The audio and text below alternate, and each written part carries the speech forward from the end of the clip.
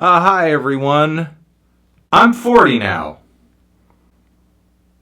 And it's time for a review of this new Mon Laferte record, FEMME FATALE. Mon Laferte is a talented Chilean vocalist and songwriter who I now think is on her 9th full-length album. She has been a figure on the more alternative side of the Latin scene for years now, defining herself by her versatility and eccentric and creative reinventions with each new era in her career. And I just became aware of her work through her last full-length LP, 2023's Autopoietica, a project that was a surprising mix of art pop, trip hop, electronic music too, whatever you want to call alt pop, but obviously with a Latin twist. And while this album, at least from what I understand, has been one of Laferte's most internationally successful projects so far, also one of her most fringe, she has now, though, decided to do something on this new album that comparatively is a lot more traditional. And I feel like this direction was made pretty clear from the outset, not just with the album cover, which features a classic car, a shabby but chic makeup and girl group hairdo combo, which is contrasted by an outfit that looks like what, you know, a Cookie Monster pajama pants girl's besties would wear to the 7-Eleven. But also on top of that, the beauty pageant sash, as well as the title of the album, is certainly evocative of a bygone era. And then we have teaser tracks from the record, like Esto es Amor, which featured guest vocals from Conociendo Rusia. And the whole thing is this throwback, high glam, high romance duet with a dash of soul and some really classy arrangements surrounding it too. The band and production sound incredible across this record, actually. And the vocal performance, the lyricism on this track are incredibly hot and bothered. I mean, comerte los labios es religión? And then there were other teasers that backed up these classic vibes as well, like Otra Noche de Llorar, which is a vocal jazz number with some weepy little strings in the background, and these incredible, aggressive vocal peaks that remind me of famous performances like Björk on It's Oh So Quiet. The closing track echoes that a little bit as well, but we'll get to that later. So yeah, with the expectations set, I guess it was just a matter of seeing how well Laferte would essentially commit to the bit on this record, how well it would be executed. However, that's not really a question though, because if you go through her back catalog, if this woman does anything well and consistently, it is commit to a bit, it is follow through with a vision. And while I wouldn't say Mon Laferte and her band, her collaborators on this project with these genres of music that she's dabbling in here, with almost like a contemporary nostalgic approach, like an Amy Winehouse. What I'm trying to say is that even though the spin on these sounds isn't exactly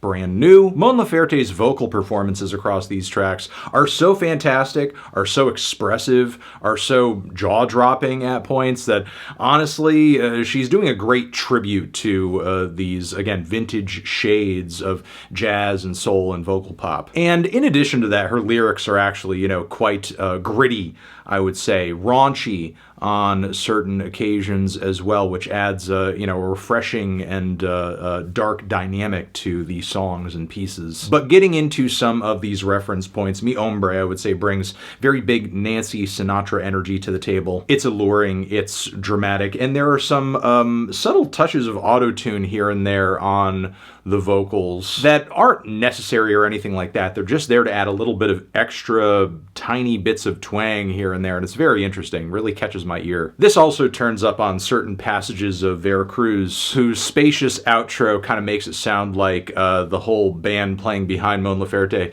is slowly being sucked into a black hole. We also have El Gran Señor, which was a highlight for me, a really over-the-top Latin jazz number that is essentially the reason words like sultry were invented. But through a passionate and pained performance, the lyrics on this track describe being held in essentially romantic romantic captivity by this big boss criminal bastard who Mon Laferte, or her character on the track, grows to hate. Moving further into the album, we have 130, which is a spoken word centerpiece on the record. And it's an interesting choice, not only because of the way it kind of breaks up the flow of the album, but also it reads as this insane masturbation monologue, or at least that's how it starts, because as we dig further into the track, we have, you know, themes diving into abuse as well as broken masculinity and sexuality generally. Now, it's after the midpoint of this record, a lot of vocal guests begin to roll into town. We have La Tirana featuring Nathy Peluso, which is a bit of a combination of salsa and bolero too. And the vocal chemistry on this track is just absolutely sublime.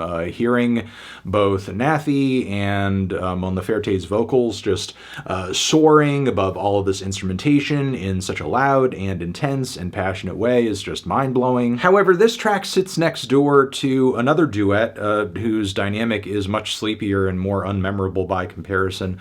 Maybe my least favorite track on the entire LP. Comparatively, OCUPA Mi PIEL is a much more memorable song, even if it is like a starry slow burner that Mon Laferte flies solo on. And then on My One and Only Love, we have vocal performances from a few more of my favorites. We have Silvana Estrada on this track, as well as the great Natalia Lafourcade. And given the names teaming up on this track, I will admit I expected a blowout. However, the song that we're actually getting here is more of a close, intimate ballad with a doo-wop sort of energy, given the vocal harmonies and how just closely layered they are. And I do love the song itself. I think those subtle vocal harmonies add so much to the track. They're necessary for the style, I would say. I think this is a great moment right before the big finish of the album, but come on. You've got two of your strongest vocal contemporaries on the same song as you on your new record, and you're gonna do this like sleepy little lullaby? It's still a highlight, I cannot deny that, but you knew what you were doing. The closing track, Vida Normal, I also love quite a bit. It really gives the album a massive finish, not just instrumentally, because just the horns, the drums have this Broadway-sized ambition to them, but Mon Laferte also gives one of her best and most intense and strongest vocal performances on the entire record, and I would say the lyrics on this track tie things up really nice narratively too, as the words to this song deal in the mental health struggles and anxieties of an aging mother who's just freaking out over wrinkles that she sees and coming in her face in the mirror, pills that she has to take in order to keep her shit together. It's just this over-the-top ode to the slow, grinding insanity of I would say a mundane life taking over your brain when you thought the normal life that you were seeking would be normal or would be comfortable or comforting in some way, but it turns out it wasn't for whatever reason. But yeah, in my opinion, great album, loved listening to it. Another strong addition to the Mon Laferte catalog. There were several tracks that most definitely paled in comparison to